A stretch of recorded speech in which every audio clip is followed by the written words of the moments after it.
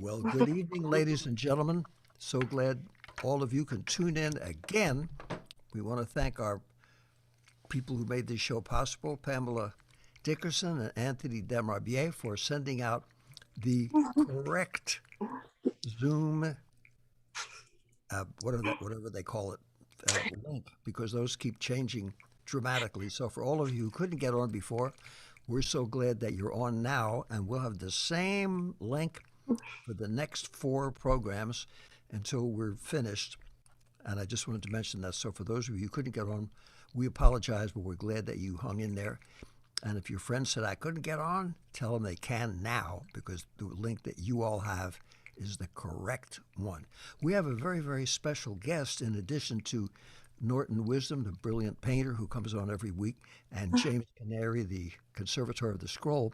We also have all the way from Ireland an extraordinary musician who plays the bodhran, Bdhran, the traditional Irish drum. He also reads beautiful poetry, and he's such a wonderful guy, and we're so glad that you can hear him. And a lot of his friends from Ireland who could stay up that late, assuming that the Zoom doesn't conk out when it hits the Emerald Isle, will be able to join us, and we can join them, because the best thing, of course, in the world is hanging out, but the next best thing is being able to somehow communicate. And in addition to ESP and making phone calls, which I used to do with Jack Kerouac when he was in Florida, wasn't as great as hanging out with him, but it was better than nothing by far. We have Zoom to connect us all to a higher place of creativity and collaboration and having a good time. So I'm going to continue from the book. Then we'll have some wonderful video of he and I playing together, and Aunt Pamela will introduce our special guest. And this was from the part after we had been in Boulder, Colorado at a wonderful festival celebrating the anniversary of Jack's On the Road, the 21st anniversary. And this is the part that I wrote after I came back, when all of us went to the Whitney Museum on page 261, the 3rd paragraph down. And I'll read a little part of that, and then we're going to have our great guest artist all the way from Ireland reading the works of some of the great poets like Mr. Heaney, no, I beg your pardon, James Joyce, and Mr. Heaney, one of the great poets, and some other poets, and something he wrote himself, but we'll just do that to surprise you. In November of 1995, when the Whitney had opened its new show, which was called Beat Culture and the New America, 1950 to 1965, Gregory Corso attended the first night, standing inside the museum with Allen Ginsberg and me. Through the glass doors of the entrance, we could see a mob of people crushed against the doors or windows, waiting to get into the building. They were all elegantly attired in opening night tuxedos and evening gowns, Armani suits, and trendy designer dresses. We could see their faces peering through the glass like middle-aged groupies, ready to start a senior citizen riot if the doors weren't opened soon. Allen surveyed the whole scene impassively. Gregory, dressed up like a medieval prince, was agitated. Dave, let's get out of here. This isn't our scene anymore. Look at these people. They want to kill us because we're inside and they're outside. They've kept us outside their whole lives. And now, instead of rejecting us, they want to own us. Let's split. I think they want to honor us, I said. Are you crazy? Said Gregory. They don't give a crap about Jack or his work. They just think it's another trendy event. It's going to be like a circus. A patron of the Whitney told me last night at dinner that beat was the flavor of the month, said Allen Ginsberg. I told him that his conception of being beat had nothing to do with our work. I tried to remind him that of our generation's struggle. He appeared to be the same age as us, but he didn't get what I was saying. Can you hear me? I finally said. We were never what you assumed we were. We were finding ourselves and rediscovering America, and we still are. But he couldn't hear me. He was incapable of listening. Well, you better listen to me, Alan, shouted Gregory. When these people come in, Gregory is leaving. Dave's going to play at the Broadway bar for the big reception for an hour and a half. Let's go down there with him. We'll get a seat before the bar's filled. One of the Whitney staff has eyes for me. I've got to get a number. I'll get her to dance with me when Dave's band starts cooking. I'm a lousy dancer, but a great hugger. Gregory is leaving. I want to score with some chicks. Suddenly, the entrance doors burst open, and hordes of well-dressed people came pouring in, as if there were a fire or a hurricane on the street, and they were in a panic to get inside the Whitney. As the mob of intelligentsia charged the gates and filled the Whitney, blocking the view of almost all of the exhibition, glad-handing one another and shouting greetings, craning their necks to see who of importance might also be there, and often trying to maneuver their way into any group who were being photographed, Gregory, Allen, and I sat quietly and then disappeared.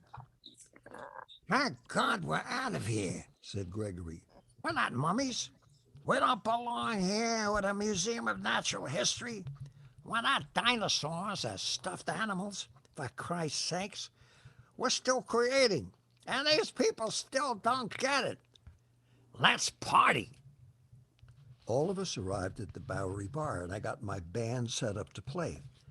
Larry Rivers, Alfred Leslie, Allen Ginsberg, and Gregory Corso, and others from the cast of Pull My Daisy, and many other old friends were there. Without invitations, which they had snuck in before the Whitney select list had arrived. MTV was sponsoring the reception and had a whole beat program assembled to play during our break over television monitors placed in all the rooms. After our first tune with our band, the MTV vice president came up to me. David, let's forget about MTV. Just play as long as you want. Whatever you want. This is exciting. I was thrown out 3 colleges. I've always been a rebel. You guys were heroes to me. You gave a damn. And you did some great work and never paid attention to the naysayers. Forget about the TV monitors. Just get up and jam. I want to meet Gregory Corso later on if I may. I love his work. Me too, I said. He's right over there talking to that beautiful young woman. We continued playing, and soon the bar was packed. People began dancing to the kinds of music Jack and I always had championed: jazz, Middle Eastern, Native American, and Latin American music, with an occasional Irish and French-Canadian reel interspersed. 2 young women broke the ice as they danced together, and one of the MTV employees joined in. This is so great, Mr. Amram, he said to me as he danced his way up to the bandstand. All I hear is garbage all day at my job. Your band is playing real music. Within 5 minutes, almost everybody in the bar was dancing, some moving in place to the music while hugging each other. The whole scene had been transformed into the enduring spirit of our era. I played a classic Middle Eastern melody, Ayazain, on my shanai, an Arabic forerunner of the modern-day oboe, and three of the women did spontaneous belly dancing. Then I played and sang my song, This Song's for You, Jack, and had the whole audience sing along. Towards the end of the night, I talked to Gregory. That was great, man, He said, I wish Jack had been here. This is about 1 block from the old Five Spot and a 5-minute walk to the Cedar Tavern, close to where Charlie Parker used to live, close to your old pad on East 8th between Avenue B and C. Remember those stairs? Man, how did we ever climb up and down all those stairs? This was a ball. We exorcised the demons. Have you ever seen that chick from the Whitney? She's crazy about me. Where is she? When I started dancing with someone else, she split before I wrote down her number. A few days later, there was a showing of Pull My Daisy at the Whitney. Gregory gave a wonderful reading, and I introduced him. On another night, my band played, as well as a string quartet, the Midhat Serbaji assembled for one piece I had composed for the occasion. We all had such a good time at the party and impromptu dance a few nights earlier that when we came to the Whitney to perform, everyone who worked there was so happy to see us, and we were glad to be with them. Now that the show had opened and received a lot of praise in the press, most of the people coming to see the different events were really excited and enthusiastic about being there. My band played some short pieces. It was wonderful to feel in touch with the audience as we all enjoyed one another, surrounded by drawings, paintings, photographs, and replicas of Jack's manuscripts.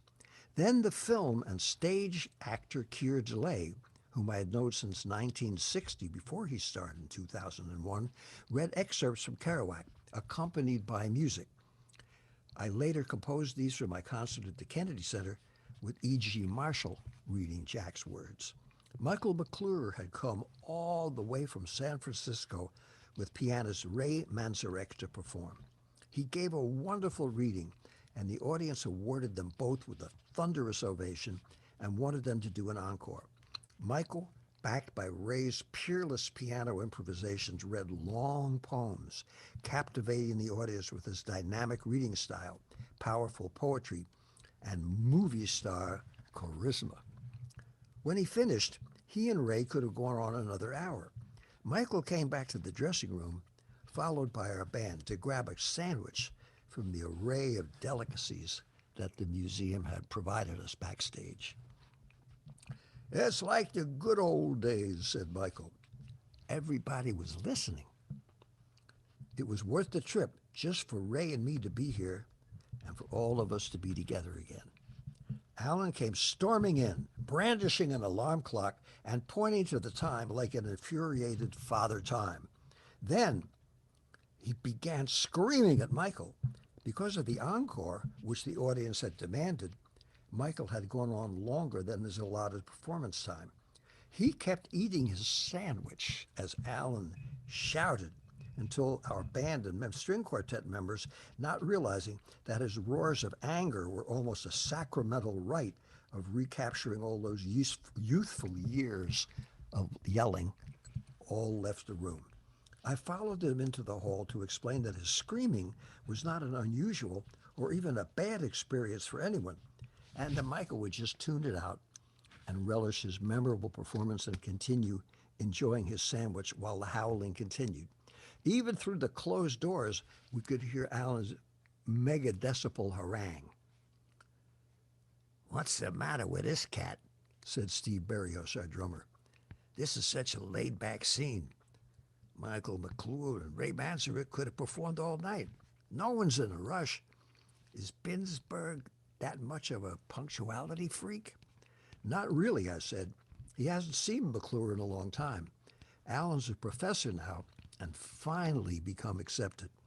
And I think he misses all the good times hanging out with his old friends. This shouting is a way of telling us he's happy that we're all together again. That's wild, said Steve. That's a great way for you to look at it. Is that A beat? No, said Victor Venegas, our bass player. That's not beat. That's offbeat. You know, like the wawanko. Everybody asks, where's the one? Where's the downbeat? Where is the one? ¿Dónde está uno, por favor? Where's the one, please? Well, no one has to play the downbeat in our music. The clave tells you what to do. All the rhythms that sound on the beat are offbeat. They're correct, but hard for people in this culture to get down with. This culture makes people too concerned about being hip and about being on the beat instead of on the case. Get down with the get down, said Steve. That's why I like to do things like this with Dave, said Vic Venegas. Whether it's with the symphony or a folk festival or a jazz or Latin festival or a bunch of poets, we never know what's going to happen. But we're always on the case. And we never miss a beat. About 20 minutes later, Gregory came down to join us, and when Ed Sanders was finished with his marvelous reading, we all went back in our little dressing room to attack the remaining food and joined Alan and Michael McClure, who were sitting and talking quietly, laughing, and never giving an indication that anything had happened. We all sat and talked, finishing up the food, until finally a museum guard told us it was time to leave. Alan, I haven't heard you shout like that in years, I said. I know, said Alan. I don't have anybody to argue with anymore. I'm getting respectable. It's awful. You can't scream like I used to, said Gregory. I can't scream like that. It hurts my ears. You're not as frantic anymore, Dave. What's wrong with us? We must be getting old. No, said Michael McClure. We're just maturing gracefully. In October of 1996, the exhibition opened at the DeYoung Museum in San Francisco, and next week I will tell you and read to you all about that wonderful time that we spent there. But since we have someone all the way from the Emerald Isle, that's Ireland for you folks not familiar with the geography, we'd like to have Pamela introduce him, and then for those of you who tuned in late, Pamela is the person without whom we wouldn't have done this program. It was her idea. And Anthony Demarbiex, we hope he can come on. He's also brilliant, not only as a technician, but as a writer himself and an actor and a singer-songwriter, had been a stand-up comic, worked in the theater, did everything. So in addition to being a technical wizard, he has an understanding of what all this creativity and collaboration is about.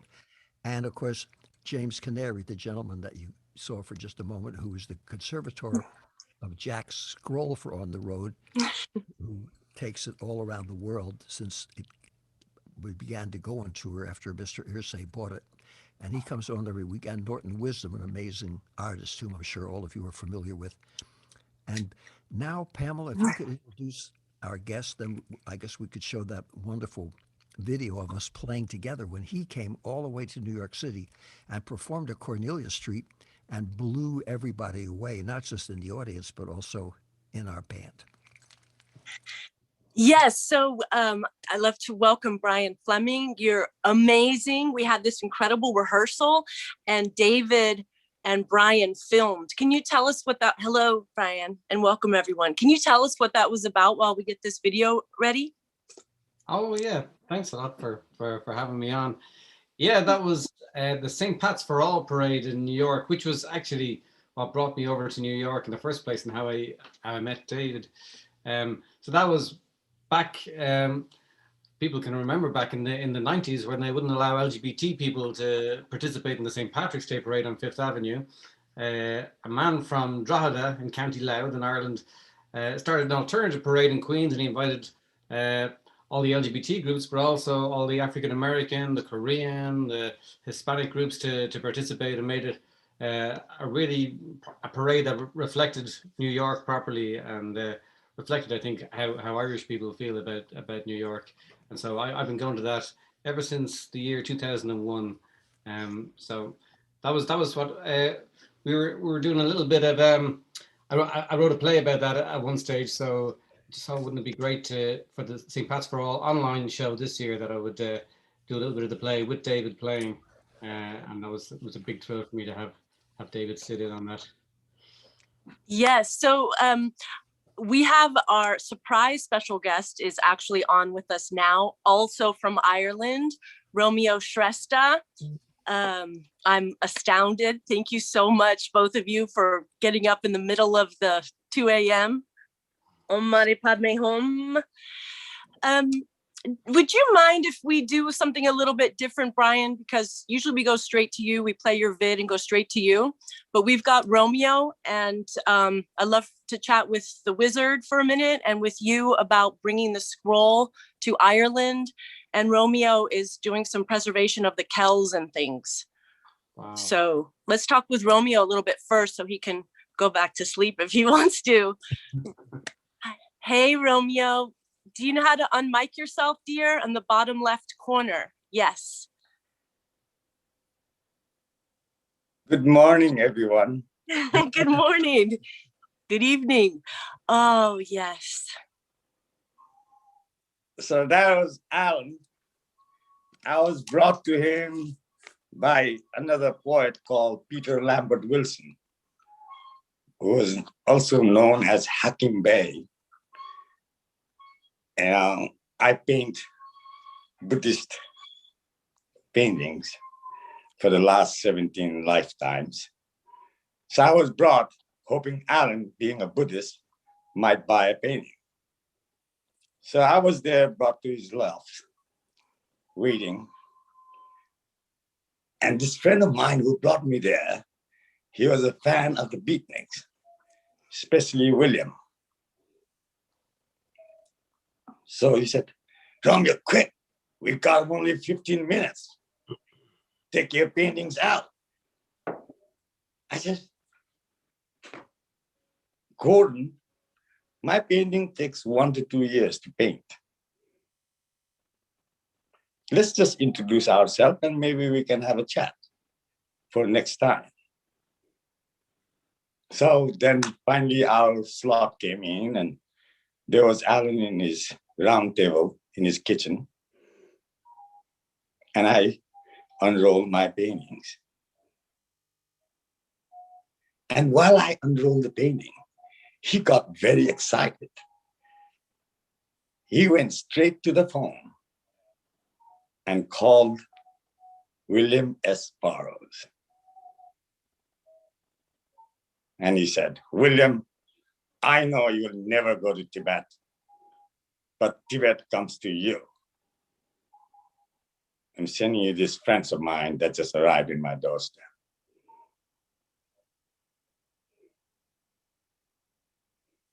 And my friend got even more excited.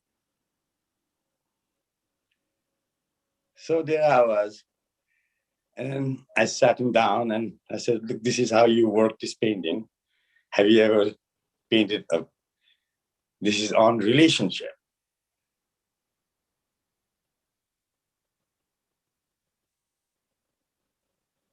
And it's all in gold. I told him a good relationship is worth more than all the gold in the world.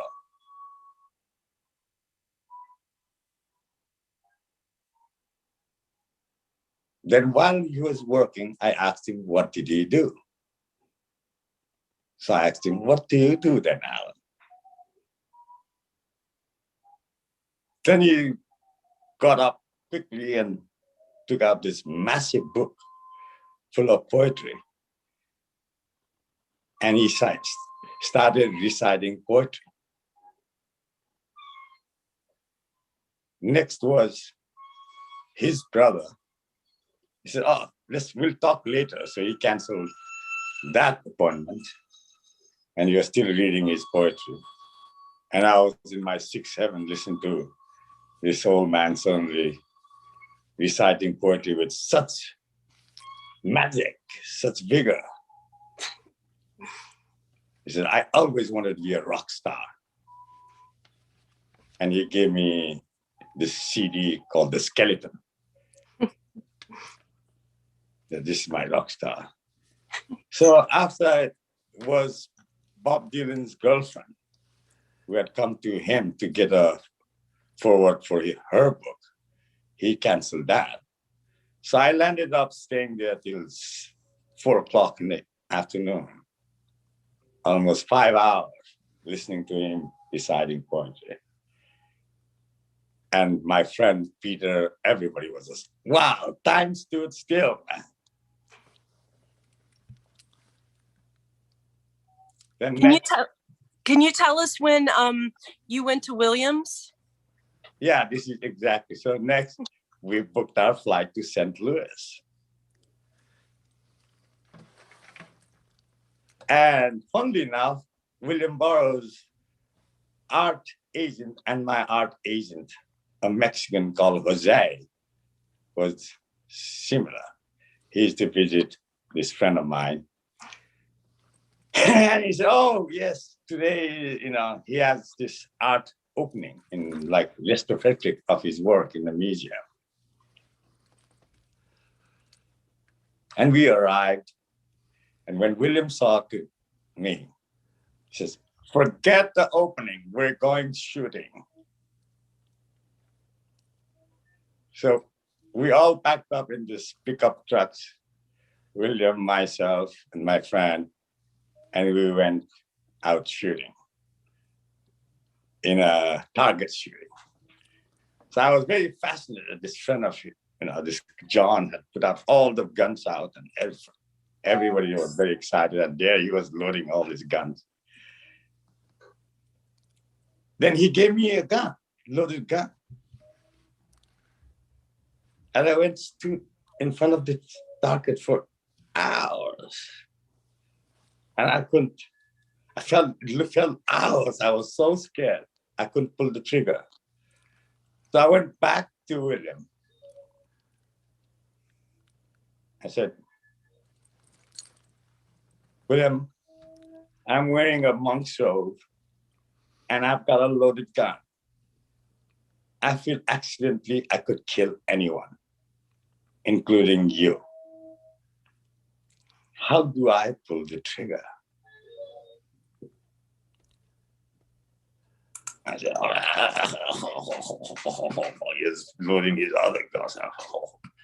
He said, when your mind and your target is one, pull the trigger.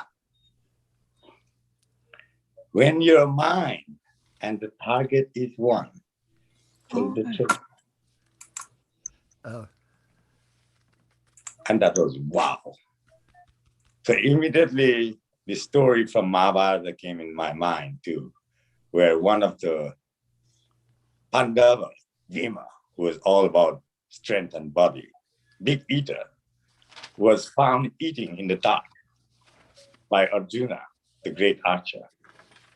And Arjuna asked him, how can you eat? What are you doing, Bhima? And he says, I'm eating. What else? He says, how can you eat in the dark? How can you see? And Bhima answered, my hands don't need to see my mouth. It knows where it is. And Arjuna also thought, oh, wow, I will make my arrows have eyes. Well, So he, terrific. Can I ask a question, Brian? Since you were coming on the program, planning this, that was really some interesting stories that we never would know otherwise. Could you, Brian? Could you? This was an introduction for you. Can you go now because you have so much stuff you were going to read of things relating to Jack Kerouac, which is what the book and the program is about, the collaborations. We want to thank you for staying up so late in Ireland for all those interesting stories. But Brian, if you're there, maybe we could start and have. Yes, let's start with Brian. We're going to play Brian's video, but can we just say that Brian is interested in bringing the scroll to Ireland, and you're talking about the Kells, and Romeo has been doing restoration on the Kells. Do you want to mention something about that and say hello to Jim Canary, and then we'll go to this video. Me? Okay. For our intermission. Mm-hmm. Oh. Hi, Romeo. Well, I don't know what my karma is. Born in Kathmandu, I landed up being married to Irish. My wife is from Ireland. And her father was all about, saving the Irish arts and crafts. Made a whole series called Hands. And I had this other friend called Gareth Broom, who totally tried to save the Irish music. And Bono and Sinead, everybody. Ireland is very small.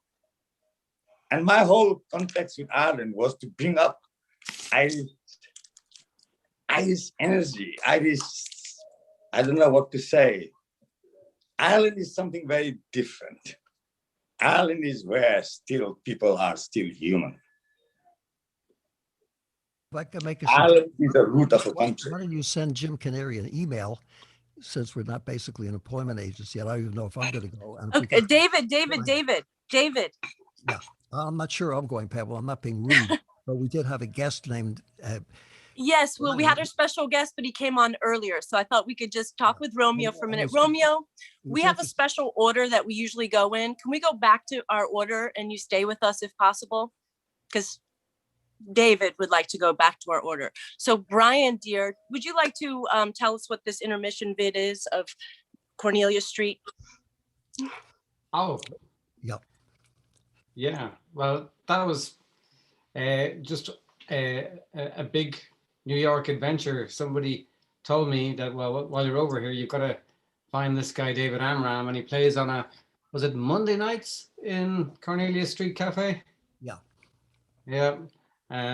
So I literally went down, introduced myself before the gig, and David said, okay, you're on, and this is the tune I'm going to play, and it's like an Irish slip jig in 9/8 time, only going into a jazz improv, also in 9/8 time, and get out your baron and come up with me when I invite you up. So it was a jump into the dark, or a jump into the light, but it was kind of amazing for me because I started my whole drumming, although it's in the traditional Irish vein now. The first thing I ever did was play drum set because my uncle was a jazz drummer, so it felt like bringing out the whole thing back to where I started. So it was a big thrill. So anyway, I guess if you have the video ready, this is me trying to stay afloat, playing with these amazing players who kind of lift you and make you play a little bit better than you think you can. Excellent. So 9 minutes. See you. We usually don't do the middle part, but since artists here who can play the Boran, we're going to whip it out of the dungeon of obscurity, where most of us dwell all the time anyway.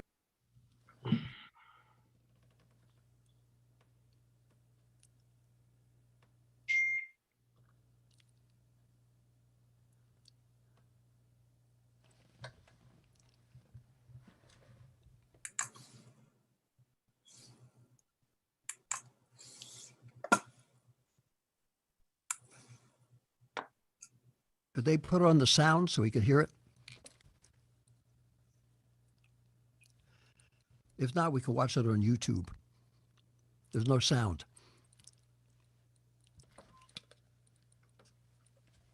There's no sound. Okay.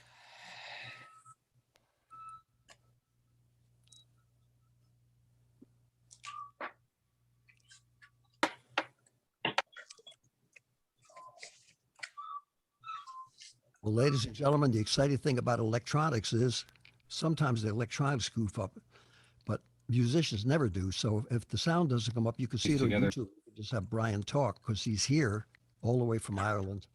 And it's on, I forget what it's on, but you can see it online. It's It's a wonderful parade, and that's what brought There me he out is. again this year. So when I'm out now, I play a few gigs around the place. So if you're around Paddy Riley's on Thursday nights, drop in over the next 2 weeks.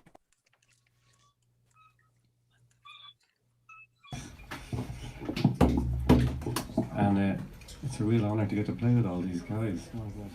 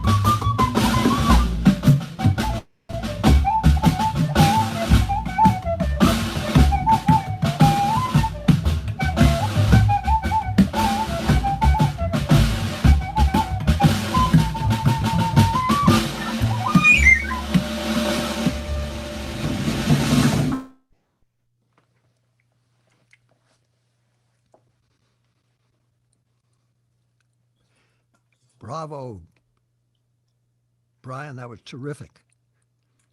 I still get nervous looking at that, worrying that I'm going to make a mess of it. But I guess it's in the past now. I can't make a mess of it anymore. Oh, that was wonderful, and that's the first time I ever heard that. Except when we did it, of course, I was knocked out. That was nice to sit back all these years later. And for everybody who just tuned in, that's Brian Fleming, and he's playing an instrument called the bodhran, the traditional instrument, and all that talking drum effect. That's something he's created. Maybe Brian, you could tell us about the heartbeat in all music, and especially in Irish music, how that somehow managed to keep everybody together, the music over the centuries. Yeah, well, I mean, I guess we have our past, our colonial past, and our culture was on the brink of extinction. But now, actually, you know, the fear is that the kids are going to do us all out of jobs because they're playing so well now. The traditional music is really taken off again. But the Baron actually had a lot to do with more kind of ceremonial outdoor events like St. Bridget's Day and hunting the wren on Stephen's Day. And it was in the late 60s that it made its way onto the stage with the rest of the traditional instruments in Kiltory Coolan, which became the Chieftains, which maybe you know some of those guys. Mick, trying to remember it's not Mick Maloney. It's another Mick. Anyway, no, another Maloney. Paddy Maloney was the piper and whistler. So yeah, I'm trying to carry it on, do my little bit along the way with the tradition, but it's actually in very safe hands these days.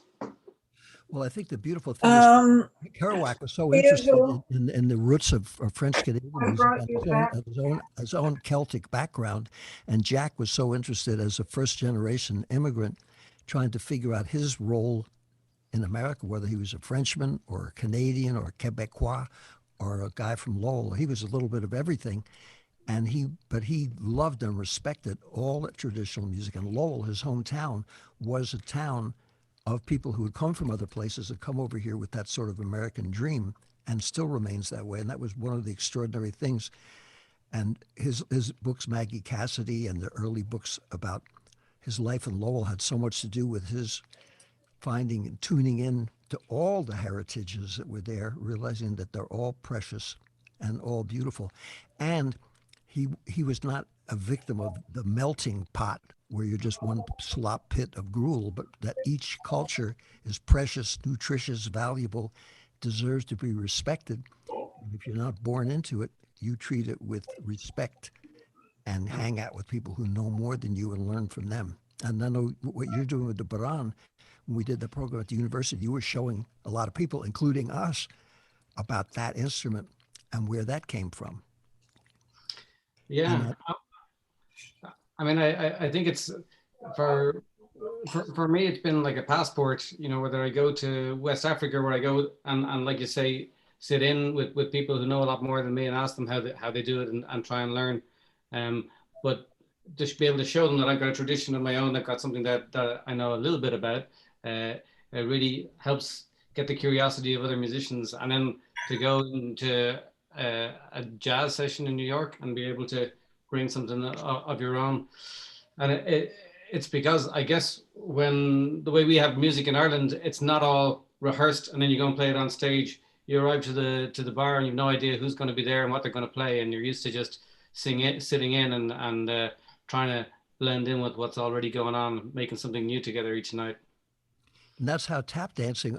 I never knew till Frank McCourt told me that in 5 Points, he and Larry Kerwin, who's over here and been on our show, how the people that did the traditional step dancing, who came as immigrants, hung out with the African American folks who lived at 5 Points, who did all the dancing that was allowed by the slave masters, buck dancing and things. The British wouldn't allow the step dancers to move their arms, and the people who did buck dancing weren't allowed to dance. So specifically, they had a special thing that they said was not dancing, and they got together and used to have those rhythm cutting contests and tap dancing evolved from that. And all of us in America owe a great debt to the, not just to the Irish poets and musicians and athletes and politicians and thinkers, but to the music. And I think your music and the music of the Chieftains and other groups has finally broken through the stereotype.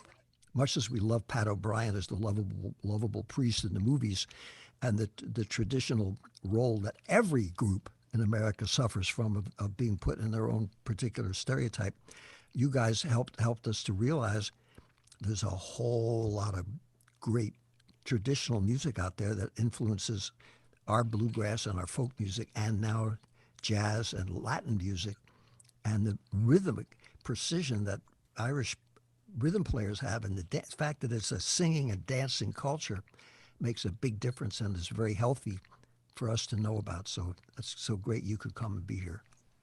Yeah, it's funny with the Appalachian music and the old timey music, and that when I had a little time down in Dollywood in Tennessee one time, and all the musicians would meet at night and play together, and they'd play songs that we'd know, but it was the same story but a different name in it, or the same lyrics to a different melody. So it was kind of like our music had got lost and got changed around, but it was still familiar. Also, those wonderful poets. There was that poem that you had that I know that you were going to read about, from the favorite one that you had of James Joyce, who was such an influence on Jack and such an influence on all of us, not to try to be like him, but to be like ourselves. Because I know when he wrote, you want me to just make the sandwich myself? I heat it up or something? If you're hungry, sure. Yeah, I'm ready. Okay, do you want any? Just about to start. I got excuse me, whoever's making the sandwich, will you please put your mic on, off, mute yourself, please? Well, somebody's talking about their sandwich. It's very loud. Well, wish them a bon appetit, as they say in New York. Right? Chew 30 times. You don't have to be a Buddhist. That's enjoy. Davey, in Offbeat, there's a whole kind of recurring theme of your big sandwich making, actually, if I recall correctly. What was the recipe again? Well, which was that?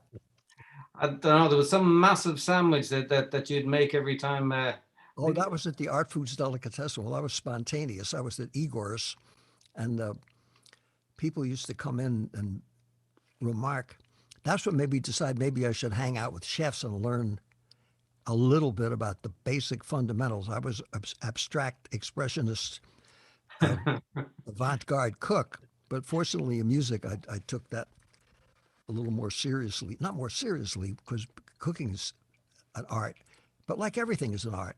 So I found out later on that if you hang out with good cooks, you learn how to cook something by taking their knowledge of thousands of years. And it's the same with music. And composing symphonies, the same thing. You're like a master chef, and you take whatever's in the icebox. My Charlie Parker omelet was the most famous, disgusting meal of all. And that's in several books. But now I recommend people. The only problem I had, very briefly, I thought I got to really get down with my cooking, since my kids even said I can't eat that. So I tried to feed it to my dog, and the dog wouldn't. I said, man, I got to get some lessons. So I got the Escoffier cookbook, and the first page they said, get a Robert sauce and get this and that. I said, wait a minute. I couldn't get past the first page because I didn't know the language. So just trying to learn the computer, which Anthony's helped me so much to be able to do this and everything else in life. You just hang out with those who know more than you and say, please, can you show me again? But I'd like to request, if I could, that thing that you have at James Joyce is just so beautiful. And the other one that you have of Mr. Heaney. Mr. Heaney is so terrific. And the one that you read of Joe, that little Joey the Lips. Yeah, if you could do that and tell people where those places are, that's some fantastic stuff. And then if we can't go on Larry Kerwood's tour of Ireland, we can get it right here via you, reading what they wrote and sending it to us. Oh, okay. Well, look, I'll do my best. And yeah, I actually, there was somebody mentioned in our tech that wouldn't it be great to have Jim Canary read the Joyce bit, but I'm going to try and channel Jim Canary because it's a kind of meditative ending to a story called The Dead. And I remember it was just my favorite bit of prose ever. But also I remember going to see the movie of it with a girl, and she was in love with a guy who was dying as it happened. And this thing is about the influence that the dead can have on the living. But it's also, it reminds me a little bit of the end of On the Road, because he's sort of looking across the country, and you get all of the names of different places. It's a smaller country than America, but here we go. This is a bit more like your weather than what we usually get. Yes, the newspapers were right. Snow is general all over Ireland. It was falling softly on the bog of Allen, and further westwards, softly falling into the dark, mutinous Shannon waves. It was falling too upon every part of the lonely churchyard where Michael Fury lay buried. It lay thickly drifted on the crooked crosses and headstones, on the spears at the little gate, on the barren thorns. His soul swooned slowly as he heard the snow falling faintly through the universe, and faintly falling, like the descent of their last end, upon all the living and the dead. That's terrific. And what was the one that Jim was going to read? Well, that was the one that I was thinking was it as a real Jim Canary feel to it. Because also Jim was saying the time that he brought the scroll to Ireland, there was snow all over Dublin. Yeah. So it made me think about that as well. Yeah, I just found the newspaper where it was like front page, the snow that was there at that time. It was a big deal. You know, the airport's closed, and I had to stay a little longer, and ran into a guy in the pub that had just come from a party with, who's the guy that did Once? Grant Hansard. You know, is it Grant Hansard? Yes. Yeah. Yes, yeah. I love his stuff. I saw him a couple times, but yeah, that was great. I was glad I got to stay another day for an inch, or not even an inch of snow. Well, funny enough, Glenn used to play on the streets in Dublin, just like in the movie Once, and there was a big group of them. And Ronan O'Snuddy is another baron player, and it was a big influence on me. I put up a little post on Facebook to see, you know, where any of the musicians or artists I knew, were they influenced by Kerouac, and Ronan was one of the first to get back to say he read On the Road at 16 and it blew his mind, and changed his life. So yeah, it's funny coming on and learning all about this. I'm finding things that maybe happened in my life that were maybe influenced by Kerouac long before I knew. But some of those guys, you can be sure then that if Ronan was reading it, Glenn Hansard was reading it, because they were hanging out at the same time on the street playing music together. Yeah. I found a poem I really liked by Yeats, another poet that Jack also cared a lot for. So if we have time later, I can read that. Oh, you want to read it now? Yes, sir. Now's the time. That's what you're. Now is the time. Now's that, eh? Okay. All right. This is the one called The Lake Isle of Innisfree. Lovely. I will arise and go now, and go to Innisfree, and a small cabin build there of clay and wattles made. 9 bean rows will I have there, a hive for the honeybee, and live alone in the bee-loud glade. And I shall have some peace there, for peace comes dropping slow, dropping from the vales of the morning to where the cricket sings. Their midnights all a glimmer, and noon a purple glow, and evening full of the linnet's wings. I will arise and go now, for always night and day I hear lake water lapping with low sounds by the shore. While I stand on the roadway or on the pavement's gray, I hear it in the deep heart's core. Beautiful. Lovely poem. And I was wondering if I could ask you, Brian, because we talked about this so often, if you could share with the folks the interest that a new generation has in Jack Kerouac as a writer, not as Mr. Beatnik. That was the American merchandising to put him down in that particular sewer. If you're lucky enough to be assigned your own sewer until you're considered not acceptable, then you're not even allowed to dwell in the sewer. Fortunately, Jim Canary takes that scroll all around the world, and so many people come up and see it that they're actually reading his books finally, all of them again. But if you could tell folks in Ireland, there was always such an interest in him, Jack, as a writer, in a country of writers, great writers and poets. And maybe you could just say something about that, because Yeah, well, I'm actually not a literary boffin, and I had the distinction of failing first year English when I was in college. Um, but there's somebody on the Zoom, I hope possibly Christine Tim from Westchester University, where we played together, David, and she visited Ireland in 1994 and found a collection of poets and writers, not people who've been to college, but people who just had a passion for it. And there they were there meeting weekly, and they were reading from Kerouac and the Beats.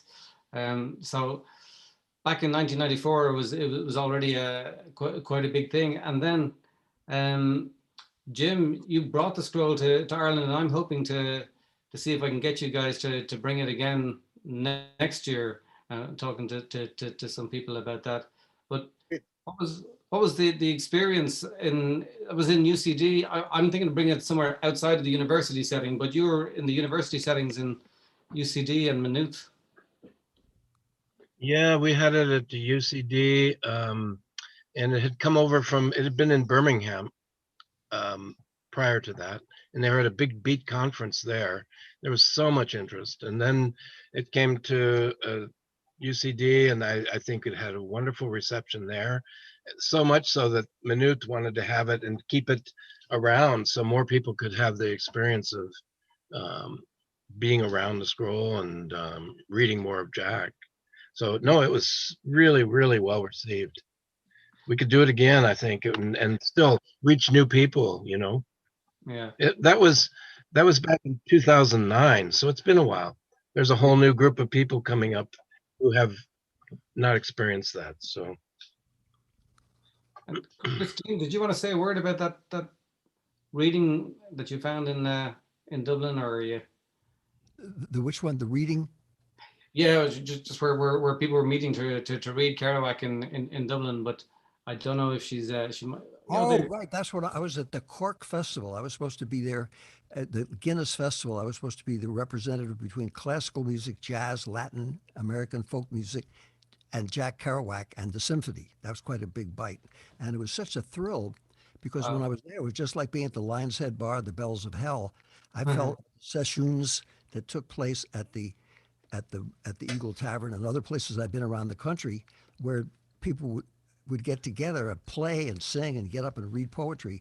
And it wasn't some big scene with a sign-up list and who are you and what can you do for me and an employment agency, a hustler network and crapola type scene. It was just for real, just the way jazz is and just the way everything is that's worthy and worthwhile of called collaboration. That's why the name of the book is Offbeat, collaborating with Kerouac. Not offbeat, please buy my records, Jack Kerouac, and my T-shirts. And so when I was there, I noticed that they said, what are you going to do? I said, I don't know, but whoever shows up, I'll bring some scripts of Kerouac. And sure enough, about a half hour beforehand, the place was empty. I said, uh-oh. I guess they weren't expecting that. And then suddenly it was showtime. They couldn't get everybody in. Everybody showed up like 5 minutes before. And the place was jammed. And these people were so unbelievably good the way they read it. And some of them then read their own stuff. We went on for about 2 hours afterwards, and nobody was upset. We started right on time, but we weren't forced to end on time. And there were just so many amazing, gifted people.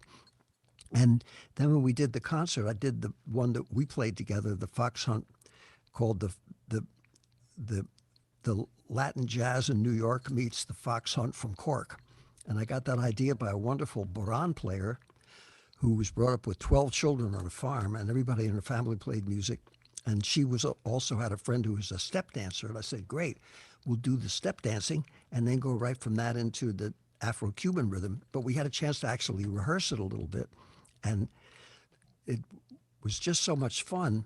And it was so easy. We had about a 5-minute rehearsal. But for the jazz, for the readings, we just had people come up and I handed them a piece of paper and they asked, or they read sections that they had.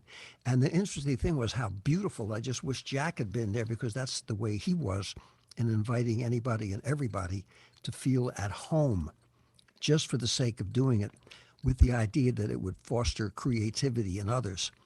And I think people don't realize in Ireland is already somehow it's still there. And when I told Frank McCourt and Malachi, they lived right next door in Limerick. They said, "How was it, Dave?" I said, "Well, when they knew knew you guys, I was already a champion before I did anything." And they said, "Well, I didn't think that much of the McCourts when we were starving to death, and my father was drinking all the time, and we had to go back and forth from Brooklyn. We're living in poverty." He said, "Now," Frank said, "they've asked. I was called up by a town official. I'd like to have a statue built of you." I said, "Man, what an honor." He said, "No way." I said, "What do you mean?" He said, "I told them I detest statues." I said, "Why is that, Frank?" And he said, "Because I hate pigeons."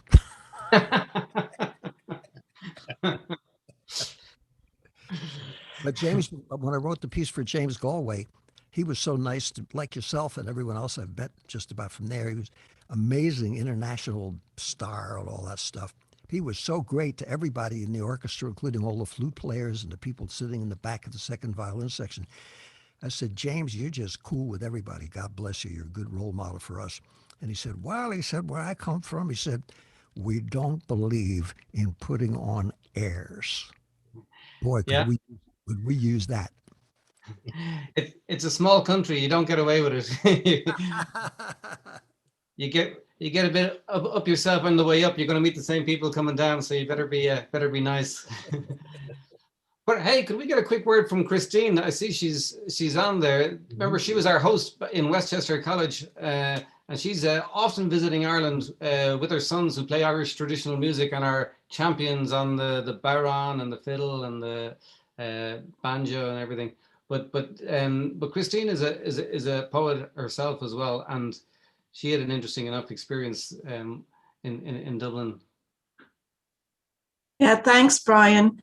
Yeah, the first time I went to Ireland was, I think, 1994.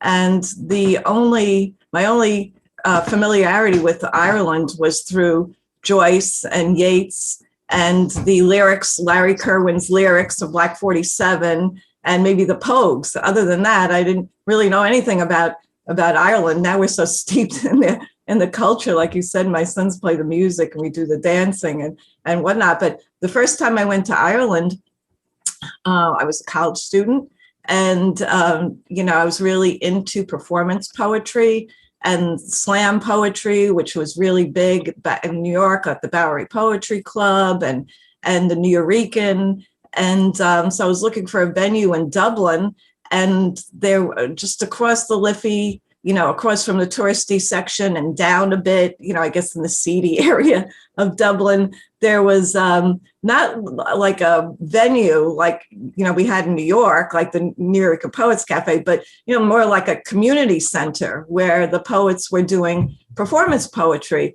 And, of course, we got to chatting at this, like an open mic. And I was really stunned at how much they knew about the beats. I sort of became like, I told them, I'd studied with Allen Ginsberg, right, at the CUNY Graduate Center, sort of became an instant star there, just, because of my affiliation with Ginsberg. But they were so curious and interested, and they had read everything. So, like when you travel, I'm sure you guys have had this experience, you say you're interested in the beats and people will say like, "Oh yeah, Jack Kerouac, I read On the Road." But these guys, they read On the Road, they read Big Sur, Dharma Bums, Subterraneans, The Ticket That Exploded, like everything, all the beats. They were so well self-educated, hadn't been to college, but just had read everything. It was so impressive that the Beats had, were such a big influence in Ireland. It was surprising to me. There was an improvised music kind of session I used to go to in the 90s, and it was called the Dharma Bums, but I had no idea what the connection was, what the reference was. Romeo just put the voice of Ireland. I'm not sure what that was for. So here is the voice of Ireland, what I got to know. It says, now think of what Ireland has to give to Europe, to the world. Ireland, the forgotten country. Ireland, the place from which everyone fled, depleting of wealth, energy. Irish people as individuals gave themselves everywhere in the world. Now is the time to build up a spiritual stock of a nation. This is to be an energizing point for the whole world. People will come to Ireland to seek spiritual nourishment and respiration, refreshments, respiration. This country is a jewel which will have a fascination for many. Be worthy of this, for I'm calling you to it now. Some communities at this time spring up, sustain them, for soon they will give life back to you.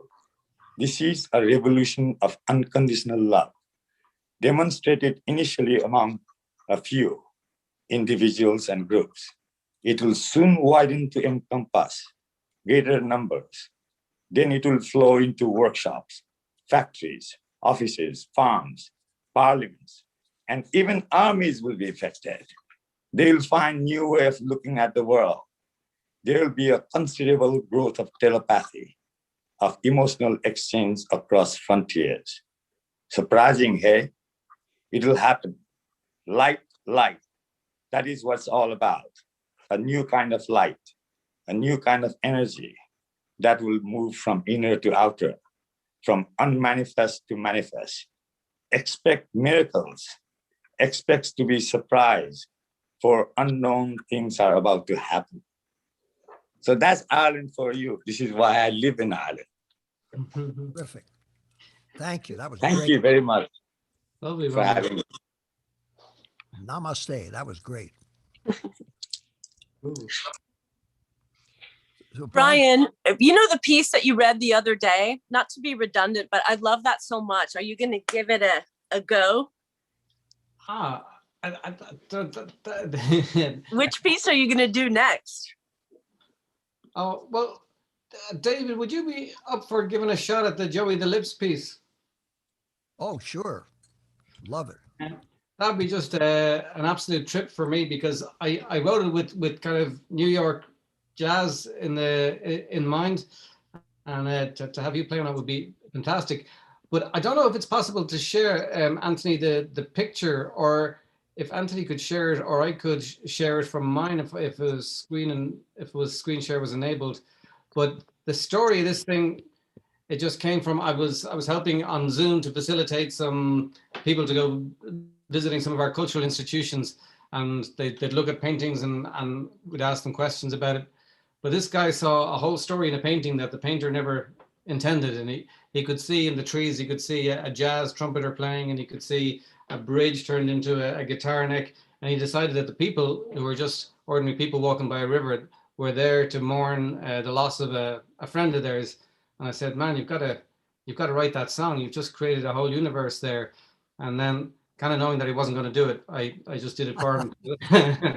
and so that's what this is. It's some other guy's story from somebody else's painting, and I just put the words to it. Do you think, Anthony, is it a possibility to share the screen? I could just show the picture that it all came from. Otherwise, you're going to have to just imagine the painting from the words. We're going to have to imagine it today. The painting's really dark anyways. It's hard to see. Yeah. One thing, Brian, I'm thrilled as always to accompany you, but since there's about a 1.5 second delay, I'll play some sort of amorphous music so that the rhythms won't throw you off, even though I'll be in rhythm with you here, so that it'll just. And also, Anthony, as always, I'll rely on your expertise and rare good taste to make sure that the piano is not too loud so it doesn't interfere with the music that's already Brian's poetry and in all poetry. And I just say that because one of the things with Jack was people said, how do you guys ever do that? And, before anybody was, I said, we listened. And when Duke Ellington was asked, what's your advice to young musicians? He said, listen. And that's what everybody says. So I'm going to be listening to you and trying not to get in the way and thrilled to be doing it. Well, I'll leave little spaces too so that we can hear the music shine through from time to time. And there's a couple of references that are very Dublin. One is Tolka is the name of a river, and Stony Batter is a place in Dublin. And because so many actors moved there because the rent was low, they called it Lovey Batter. So let's see what we can follow here. Me, Stash, and Joey the Lips eating chips down by the river. The Sosa used to sing with us. We'd conjure up Charles Mingus. We'd lash out a heap of chords and Joey would jump on board, his trumpet always soared. A hip-hop polka down by the Tolka. A hip-hop polka down by the Tolka.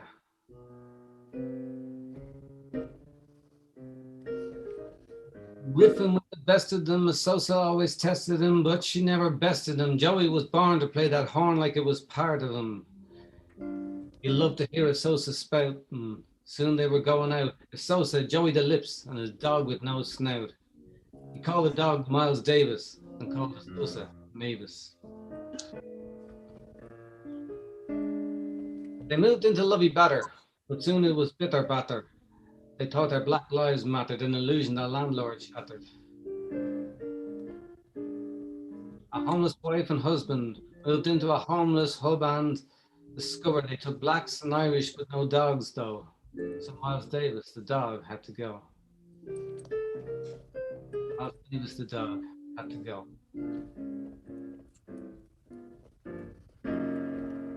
Joey slowly became unhinged without his beloved mutt.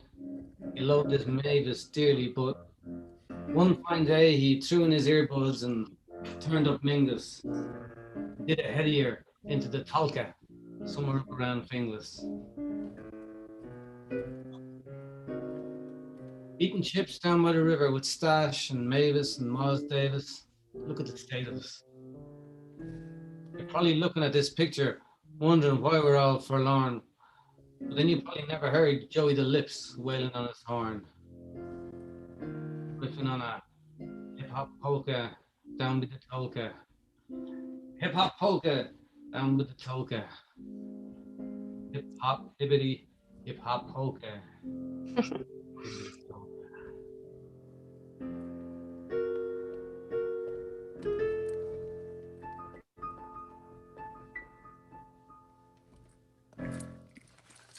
Got it on the first take.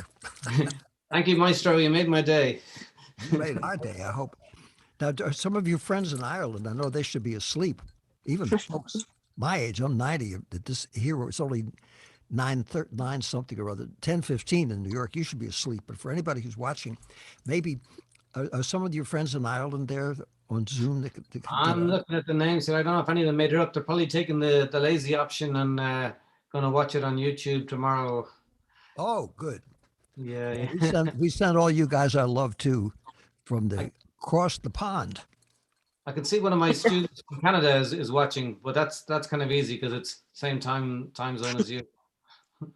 Romeo said you woke me up, which is a good thing because you talk about Jack Kerouac did a book called Wake Up.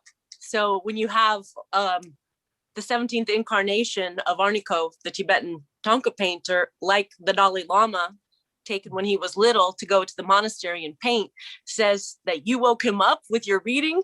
I think that's pretty amazing. Right? Well, I have here Jack Kerouac's The Roots of Buddhist Psychology. Yes. He was a great man, and he did change a lot of lives, and especially you, David. I mean, you are definitely a great PR, a great help You know, I think magic is up in the air, and David is beatniks were the part of first move. They were the ones who were looking for spiritual freedom. Then in the 60s, there was a revolution of love with Woodstock. Now, Ireland is about unconditional love. If you come to Ireland, you'll find the nature, everything, even the lighting. I say, if you want to see the glory of God, is in nature, you'll see. And that's Ireland. I actually have a joke about Ireland. You know, we Irish people, all the paddies go for work all around the world looking for gold with American Dream in England.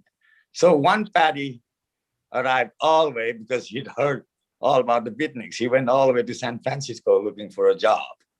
And then finally, he couldn't find a work because of commercial crisis.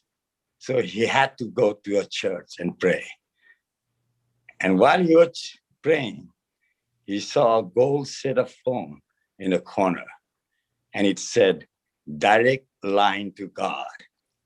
So he quickly went to the phone and said, I've got to ask God why I didn't get a job. But in the small line, it says $500 a minute.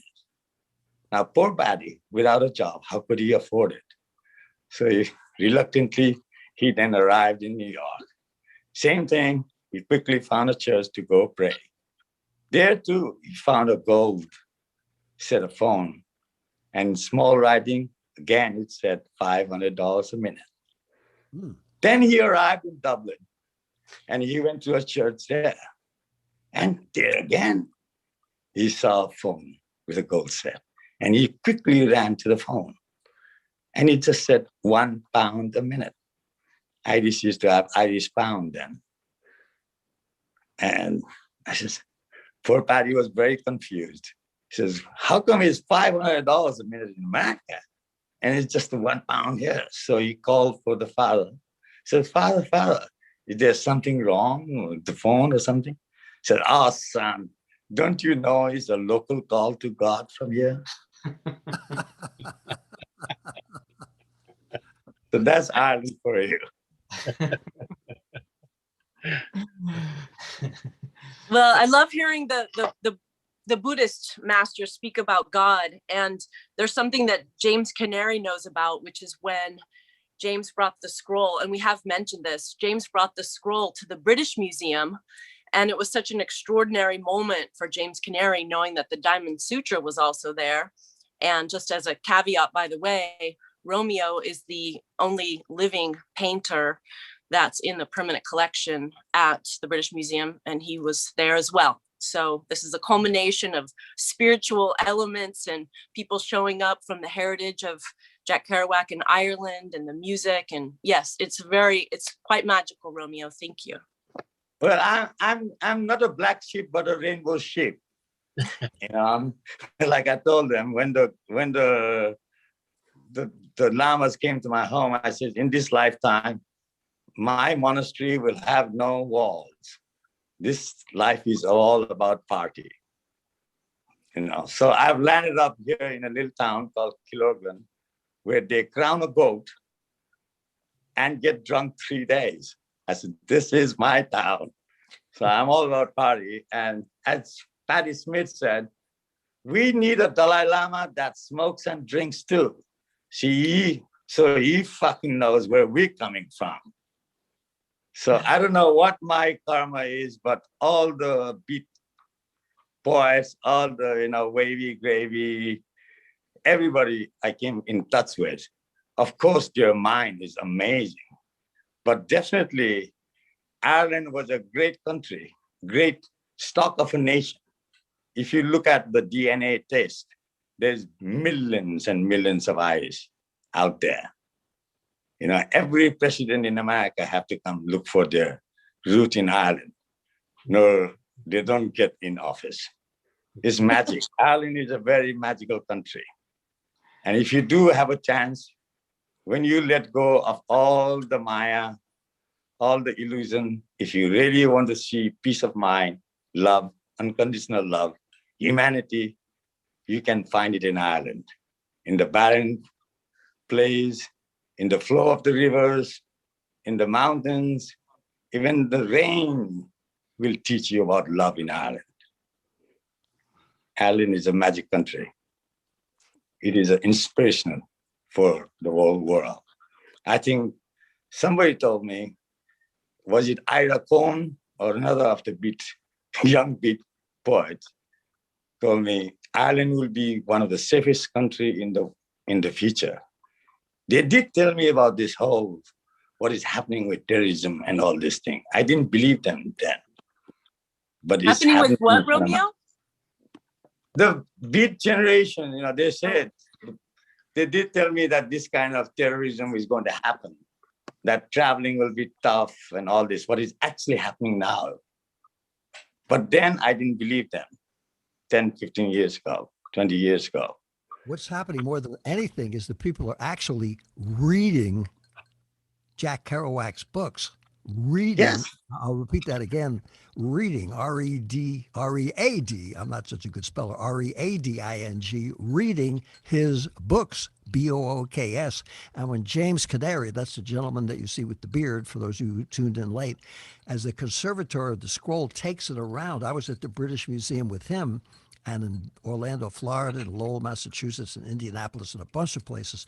Wherever we would go, people would look at that and they'd feel something, seeing that beautiful scroll laid out. And then a lot of kids told me around the world, not just here, including in Chengdu, China, all places, they read his books and they feel they've got something to say and they can tell their story. In other words, he fosters creativity in others. And that's the best thing any of us can do, because the full greed ahead already has its day and is an overcrowded field. And Jack was showing collaboration, caring for others, the famous old Hebrew prayer, What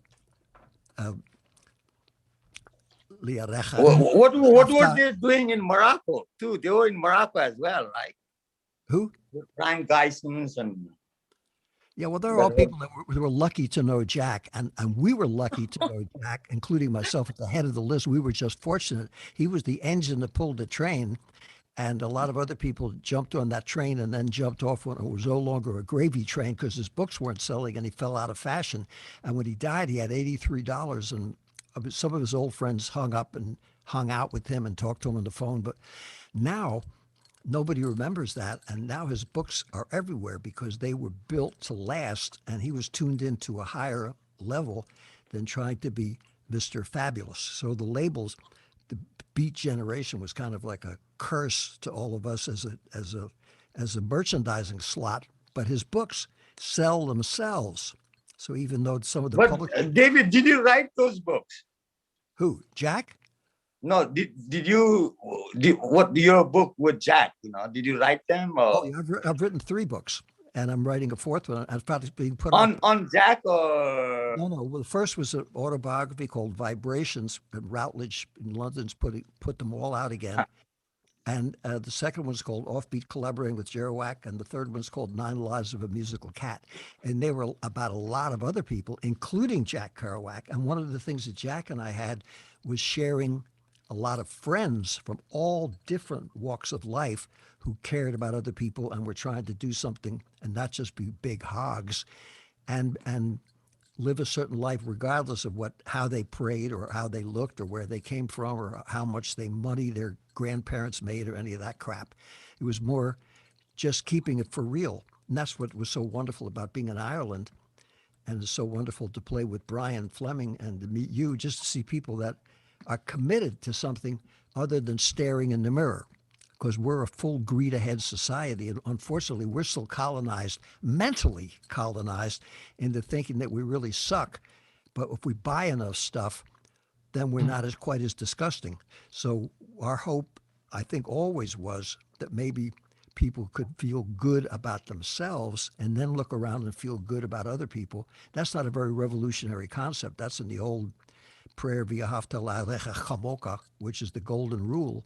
And Sonny Rollins, great saxophone player, told me, he said, man, I can't play the saxophone anymore. He said, we're both 90 now. He said, and all I can do is having the best time of my life because all I think about is that golden rule and try to practice that. He said, the spirit lives forever. He said, the body turns to dust, but the spirit lives forever. And that transcends all categories. So for people, younger kids that I see, they don't call Ernest Hemingway the lost generation writer or F. Scott Fitzgerald. They had that in the book. They're judged by the works, as Jack used to say when he was out of print, out of work, and out of touch, and nobody would publish them. By your works ye shall be known.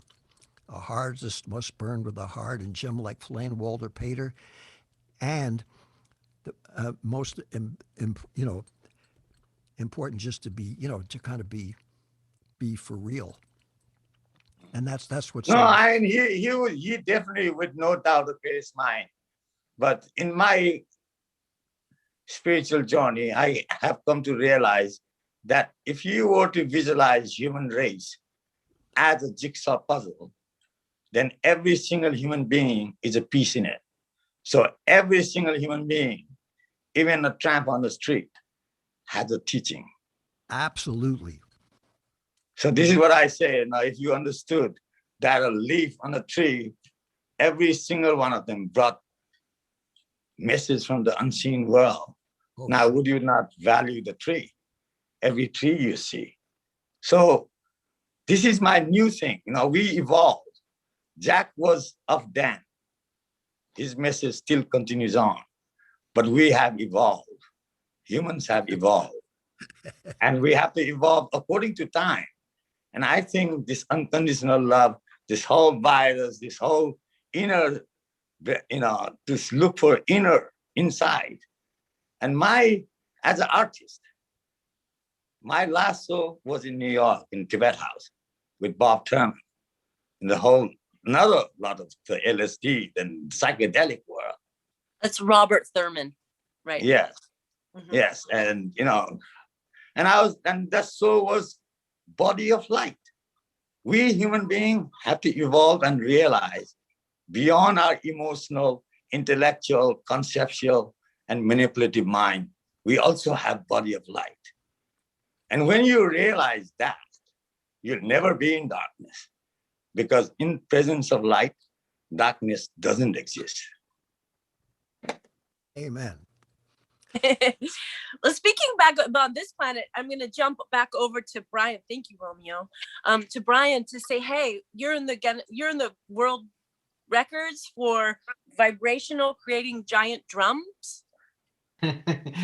Yeah, I guess it was back in 1999, and it was 1998 when I got the idea, but it was coming up to the millennium. So I had this idea to build the biggest drum in the world, and we built this drum that was 15 feet in diameter.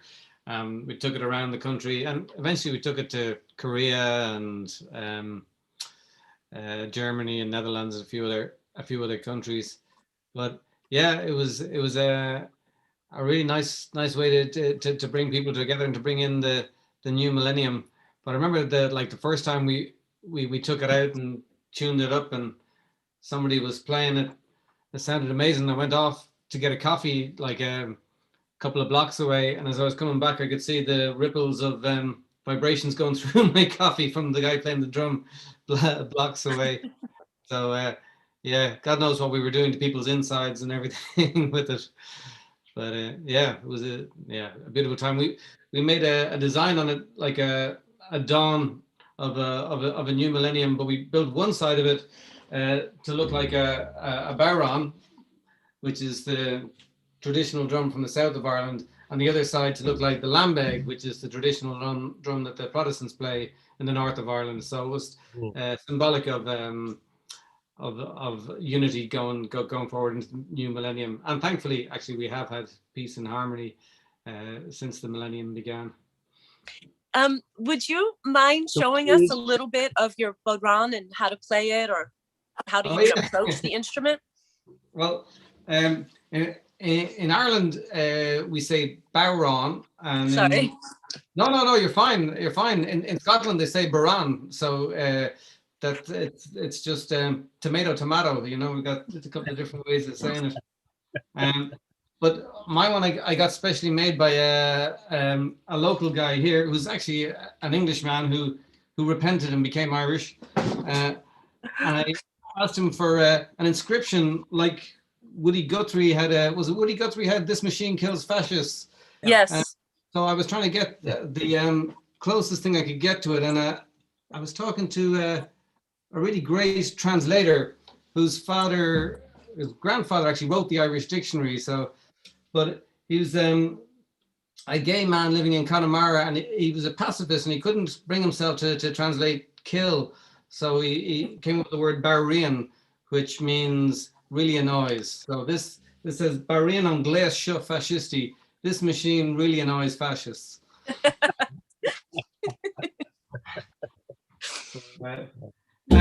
It's funny, and Romeo, you're down in Killorglin. That's a place really close to my heart because I used to help do the pageantry around the crowning of the king goat. I'd go out and help catch it as well. But eventually we got myself and my family went a little too far one year, and a priest, an Irish priest who was visiting back from America, wrote a big article in the newspaper complaining about a benediction of bestiality in the square in Killorglin. So we were barred from the town for years.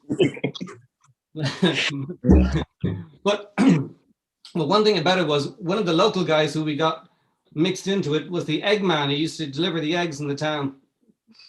He saw this letter of complaint in the paper from the priest, and the priest said, one of the actors was dressed as la la la la la, and he goes, he called me an actor. He called me an actor, and he gave up the egg round and became an actor for the rest of his life. So we did something right anyway. I'll give you a few. Well, they come and catch the goat in my backyard here. Oh, yeah. Oh yeah. I live at the foothills of the highest mountains of Ireland. Carron-Toole. Wow. Yeah. Yes. In the lake. Yeah. That's my view from my home. And you are welcome anytime, Brian, if you find yourself in this direction. Well, I'm gonna don't worry. Ireland is a country where anything goes if your heart is there. You just have to transform to a leprechaun. Yeah. They have goats there that are so big, they're like something from Jurassic Park. And they yes. We have flocks of them. Every day I see them when I drive in the mountains. Big horns, magic horns. Yeah. There was a restaurant in Dublin thought they'd get a bit of publicity by sending down a goat to be the goat for the ceremony, and the locals thought the thing was sick. They took it in and started calling the vet and everything because it was so small compared to their monsters. Yeah. Here we go. Actually, can you hear that? Okay. Yeah. Yes. I'll just give you a couple of bars about a goat that would like to become a baron. Oh, I am a year-old kid. I'm worth scarcely 20 quid. I'm the kind of beast that you might well look down on, but my value will increase at the time of my decease. When I grow up, I want to be a baron. Now I don't think I'll much mind when I leave himself behind. Regret I can no longer turn the power on with a Celtic ink design tattooed on my behind. I'll make a very sexy little baron.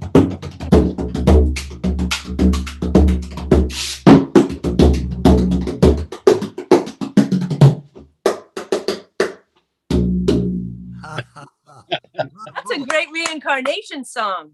Encore. Brian, can you request from the Senior Citizen Department? Can you play another piece? That was fantastic, man. Let's see. Well, I'm curious if there's a certain way that you play for the Irish dance, or is that different instruments? Oh yeah, this is actually. I'll be working on a piece tomorrow with Irish dancers for the St. Pat's for All parade in New York for the online version, and we can trade rhythms from the feet and the baron. So they're playing the tunes with their feet. They're playing all the rhythms that are in the melody. They can play with their feet, and we can talk backwards and forwards all the time. There's a great Irish dancer in New York called Niall O'Leary, and we do it all the time when I go over there.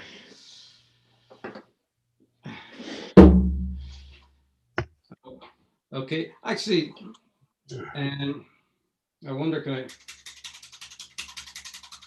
I don't know if the sound is going to work for this. You can let me know. But this is sometimes when people want a bit of a demonstration about the baron. I have this piece called "The Day the Apaches Rode into Vietnam," and it's a little mashup of cowboy films and Apocalypse Now with little bits of classical music thrown in. But I don't know if the microphone on my computer is going to hold up to it, but we'll give it a bit of a shot anyway. I'll give you an extract from it, and you can see if you can hear some helicopters and some classical music and some horses galloping, and maybe a little bit of Native American sounds.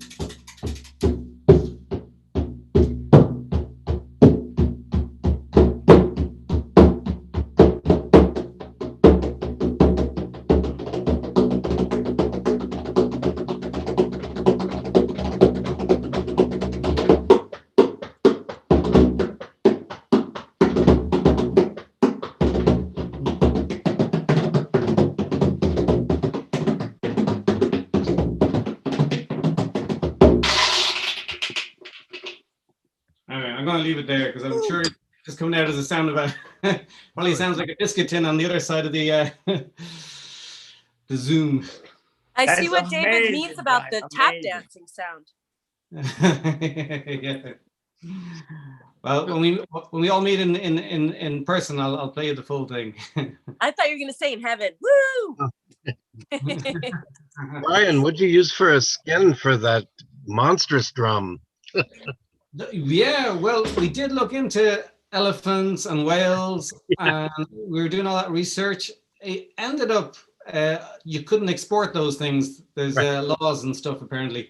So we got a sailmaker in County Cork in southwest of Ireland to make us racing sails and put that together, and then we painted it with stuff that sealed it in. Yeah, so that's what it became. When I was in Maynooth, I went to a parchment maker. He makes the big skins for timpani drums. So I got a big skin to make a baron someday when I get around to it. So I have that beautiful circular skin. Oh, nice. Yeah. The nice thing with I play a lot of West African percussion like this djembe.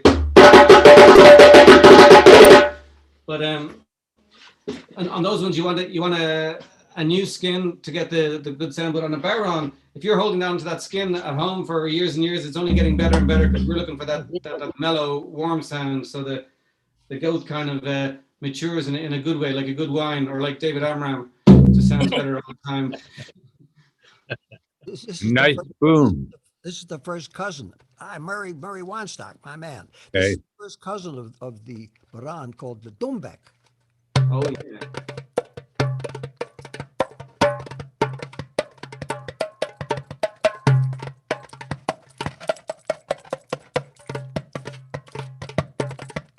And you can even, like Brian, make a singing message.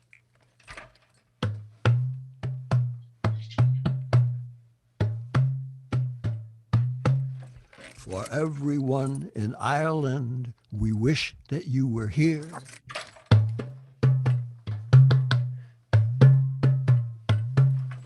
Etc. Every place has their drum. The Scotch have a beautiful drum.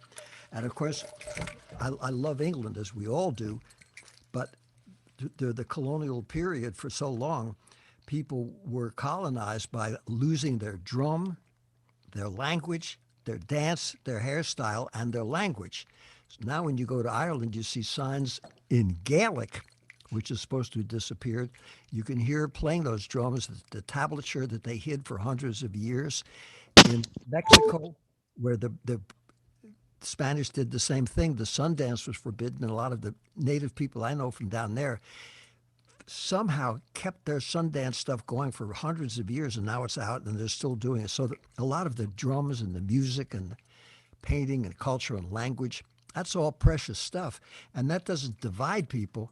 If you can absorb that, you realize you're just a speck on the planet. And one of the hippest things is seeing that planet Mars, and you realize, that even though the people are up there, I was told by a scientist friend, in order to get water, minerals, and make some money, it's still so beautiful because you see, boy, there's another place in the world, and us poor old fly specks down here, since we're still the same species, got to start cooling it and appreciating each other. A friend of mine who was a big activist in the Solomon Islands before he passed away said, I can't believe people are fighting. He said, if it was aliens from outer space or Bigfoot, he said, that'd be different, but we're all the same species. So why don't we cool it? And Frank McCourt finally told me the best thing. He said, David, after 600 years of fighting among ourselves, a bunch of fellas got together at a bar and they said, let's knock it off.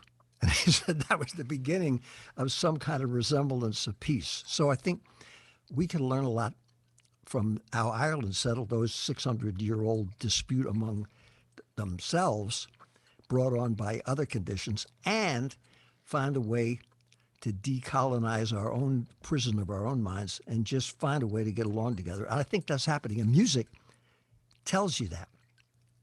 And just like Romeo gave us that wonderful talk about the interlightened people, that's the truth. And every place you go, when you find people that are tuned into their culture, they would like to share that with other people. They're not into saying, we got it and you don't, so therefore you're subhuman. Leave us alone, respect us, or we'll kill you. That's another way of dealing with stuff.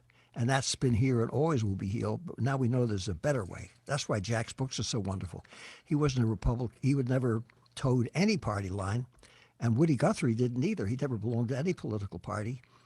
And most people were sort of independent, human, free thinkers. So we can transcend politics and big business and fashion and all that crap and just try to be for real and care for ourselves, our families, and each other.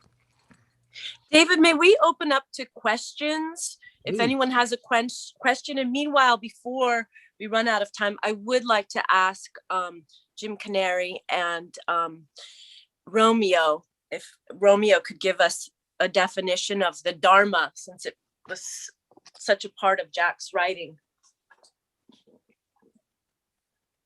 I don't know if Romeo took off, but if not Romeo, then Jim Canary. Well, he's there. Oh, Romeo, yes. Okay, well, I think James is deferring to you. This is something very simple about Dharma that I hold on very closely. It was a teaching given by Tilokpa to Naropa by the Mahasiddhas. So it says, Song of Mahamudra by Tilokpa. It says, Mahamudra is beyond all words and symbols. But for you, Naropa, earnest and loyal must be said. The void needs no reliance. Mahamudra rests on naught. Without making an effort, but remaining loose and natural, one can break the yoke, thus gaining liberation. If one sees thought not when staring into space, if with the mind one then observes the mind, one destroys distinction and reaches Buddhahood. The clouds that wander through the sky have no roots, no home, nor do the distinctive thoughts floating through the mind. Once the self-mind is seen, discrimination stops. In space, shape and colors form, but neither by black nor white is space tinged. From the self-mind, all things merge. The mind, by virtues and by vices, is not stained. The darkness of ages cannot shroud the glowing sun. The long kalpas of samsara near can hide the mind's brilliant light. Though words are spoken to explain the void as such can never be expressed. Though we say the mind is a bright light, it is beyond all words and symbols. Although the mind is void in essence, all things it embraces and contains. Do not with the body, but relax. Shut your mouth and silent remain. Empty your mind and think of naught. Like a hollow bamboo, rest at ease your body, giving no, not or taking. Put your mind at rest. Mahamudra is like a mind that clings to naught. Thus, practicing, in time you will reach Buddhahood. The practice of mantra and paramita, instructions in the sutras and precepts, and teachings from schools and scriptures will not bring realization of the innate truth. For if the mind, when filled with some desire, should seek a goal, it only hides the light. He who keeps tantric precepts, yet discriminates, betrays the spirit of samya, sees all activity abandoned. All desire, let thoughts rise and fall as they will, like the ocean waves. He who never harms the non-abiding, nor the principle of non-distinction, upholds the tantric precepts. He who abandons craving and clings not to this or that, perceives the real meaning given in the scriptures. In Mahamudra, all one's sins are burned. In Mahamudra, one is released from the prison of this world. This is the Dharma's supreme thought. Those who disbelieve it are fools who ever wallow in misery and sorrow. To strive for liberation, one should rely on your inner guru. When your mind receives his blessing, emancipation is at hand. Alas, all things in this world are meaningless. They are but sorrow's seed. Small teaching lead to acts. One should only follow teachings that are great. To transcend duality is a kingly view. To conquer distraction is a royal practice. The path of no practice is the way of Buddhas. He who treads that path reaches Buddhahood. Transcendent is this world, like phantom and dreams. Substance it has none. Renounce it and forsake your king. Cut the strings of lust and hatred. Meditate in woods and mountains. If without effort you remain loosely in a natural state, soon Mahamudra, you will win and attain the non-attainment. Cut the root of a tree and the leaves will wither. Cut the root of your mind and samsara will disappear. The light of any lamp dispels in a moment the darkness of long kalpas. The strong light of mind in but a flash will burn the veil of ignorance. Whoever clings to mind sees not the truth of what's beyond the mind. Whoever strives to practice dharma finds not the truth beyond practice. To know what is beyond both mind and practice, one should cut cleanly through the root of mind and stare naked. One should thus break away from all distinction and remain at ease. One should not give or take, but remain natural. For Mahamudra is beyond all acceptance and rejections. Since the alaya is not born, no one can obstruct or soil it. Staying in the unborn's realm, all appearance will dissolve into the dharmata. All self-will and pride will vanish into naught. The supreme understanding transcends all this and that. The supreme action embraces great resourcefulness. Without attachment, the supreme accomplishment is to realize immanence without hope. At first, a yogi feels his mind, it tumbling like a waterfall, in mid-course like a Ganges. It flows on, slow and gentle. In the end, it is a great vast ocean where the light of sun and mother merges in one. Gosh, thank you. Well, that was the simple answer. And thank you, because Jack Kerouac was translating Mahayana Buddhism from French to English and worked tirelessly on some of the Dharma and writing the 100 Principles of Buddhism for Ginsburg, and being such a purveyor of the Dharma. Thank you for coming on with us, Romeo, and sharing with us. This lifetime, I have remained to stay like a child, beyond all scriptures. Yes, let's go to, my love, let's go to David, okay, dear? Thank you. Yes, David? Yes, I wanted to say Jack's only mantra that he ever told us, because he kept his spirituality, he lived it, was less is more.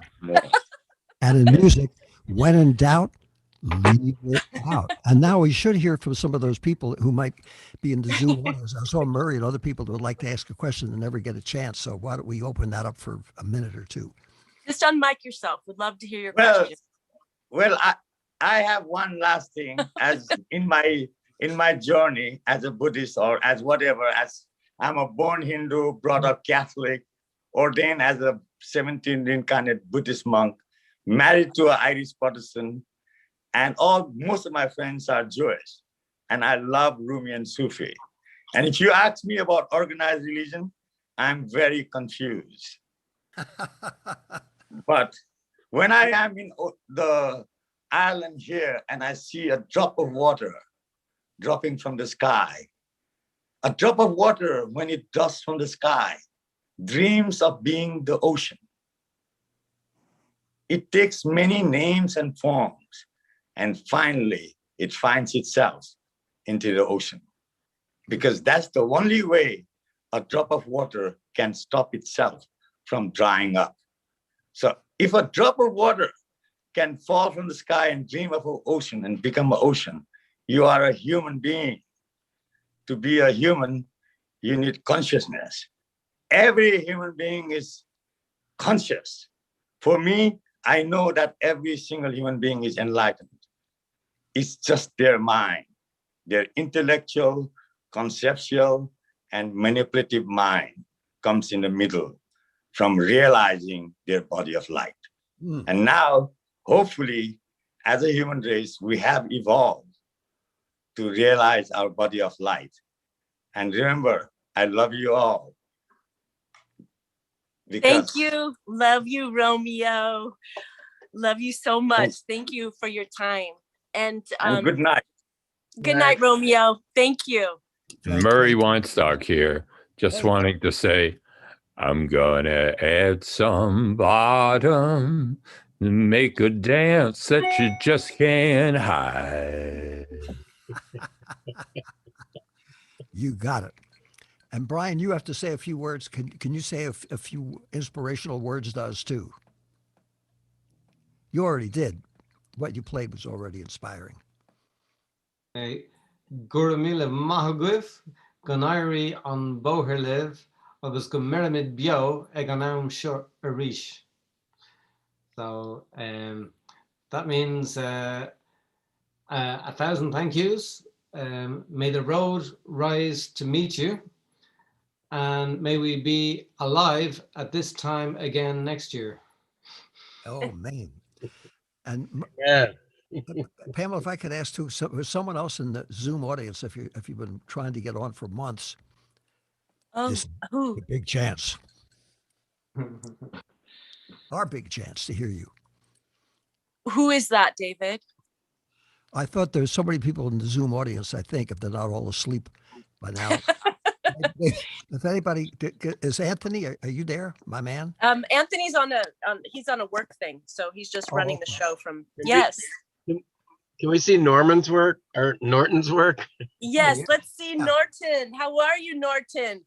I know you're hoping this moment when it happened, but we'd love to hear from you.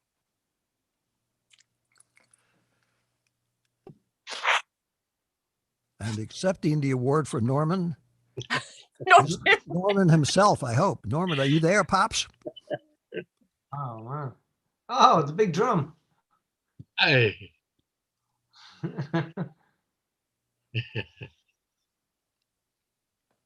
Jim, do you want to do a little reading?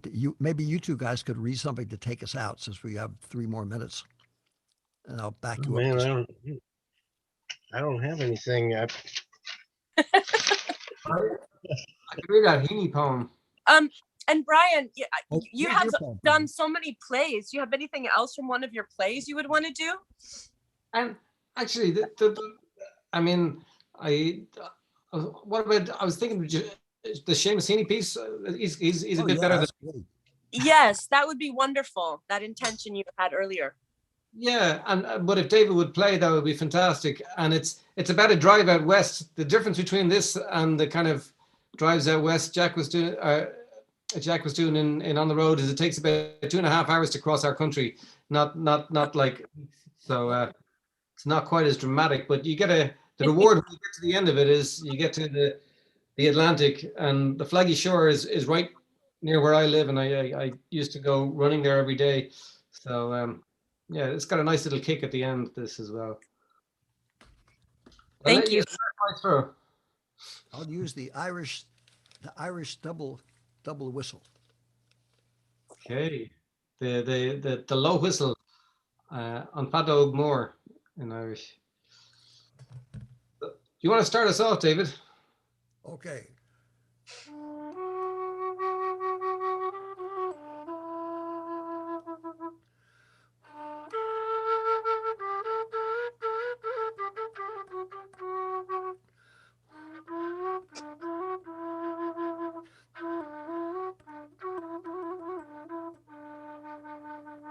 And sometime make the time to drive out west into County Clare along the Flaggy Shore in September or October when the wind and the light are working off each other. So that the ocean on one side is wild with foam and glitter. Inland among stones, the surface of a slate grey lake is lit by the earthed lightning of a flock of swans. Their feathers ruffed and ruffling, white on white, their fully grown, headstrong looking heads are cresting or busy underwater. Useless to think you'll park and capture it more thoroughly. You are neither here nor there.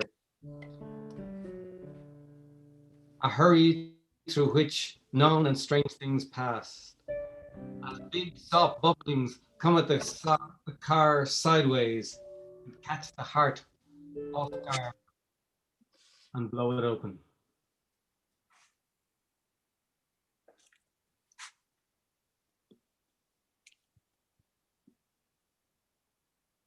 It's 11 o'clock in the evening, so we want to thank Pamela Dickerson and the fabulous Mr. Anthony Demarbiex, who's on the business call, and also especially Jim Canary, and all the way from his fantastic place and way in the hills in Ireland, Romeo, and all the friends who are listening in Ireland, and all the friends listening in Lowell, Massachusetts, and Murray, Woodstock, and New York City, and around the world, too. And we want to say thank you so much, Erin Gobra. And see you next week with China Blue. Thank you so much, Brian. Thank you, everybody. Thank you. Thanks so much for having me on. It was an honor. You're amazing. And I hope to see you in real life. That would be amazing. Party in Ireland. It's coming. And if you could text Anthony and tell him that probably he should, we don't want to interrupt this business call. If he could turn us off, that would be great. Okay. Well, why don't you play us out, Davey? Okay.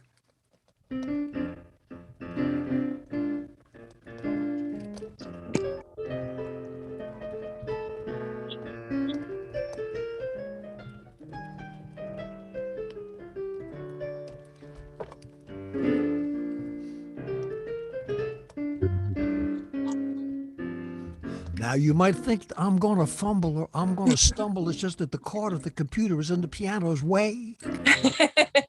That's really all I've got to talk about on this very, very, very special day. Except to say that we hope that when we come back, you will have read a few pages of a man named Jack. His name was Jack Kerouac. And Brian Fleming loves him too. All the way from Ireland, direct electronically for you. And we hope that we can get by soon. That's all we gotta do. Well, I'm gonna move the chord, because that's what you're supposed to do. When you're improvising, you're never through. You just gotta deal with technology any type of way.